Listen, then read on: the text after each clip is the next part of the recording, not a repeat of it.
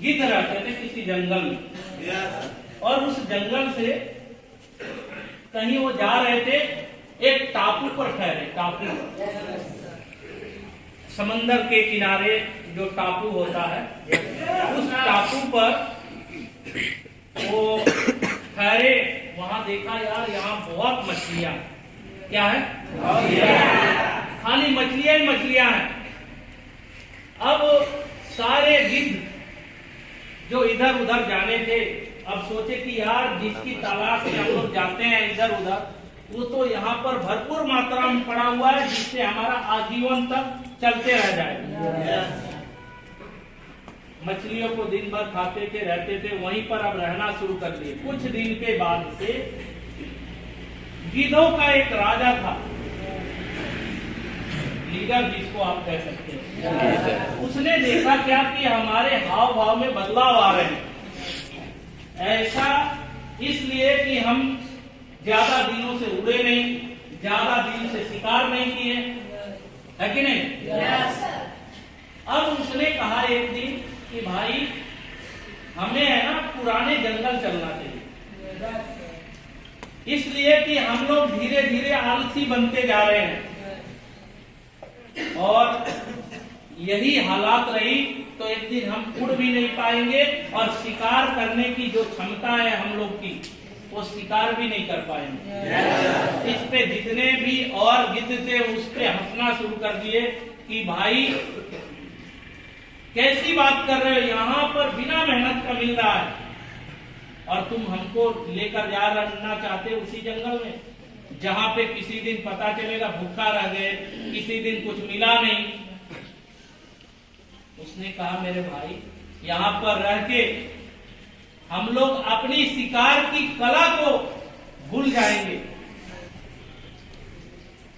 किसी ने उसके बातों को नहीं माना और उसका मजाक उड़ाया, लेकिन उसने ठान रखी थी कि मैं यहां से जाऊंगा, और उसने प्लान करी, और प्लान करके वो निकल गया और वो पुराने जंगल चला गया। पुराने जंगल गया, कुछ दिन कुछ साल बीते, उसके बाद से उसने सोचा कि चलो अपनी जो भी लोगों को उस टापू पर छोड़ के आए थे उनसे चलते मिल के हालचाल ले लेंगे, और उसके बाद आएंगे। जैसे ही टापू पर गया, उस वहां का नजारा अलग ही था।